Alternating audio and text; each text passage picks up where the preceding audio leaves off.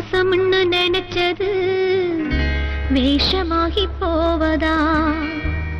இதை ஆண்டவரிடம் கேட்பதா, அடுத்தவரிடம் கேட்பதா, ஊரை கூட்டி கேட்பதா, இல்ல உள்ளுக்குள்ள அழுவதா, உள்ளுக்குள்ள அழுவதா?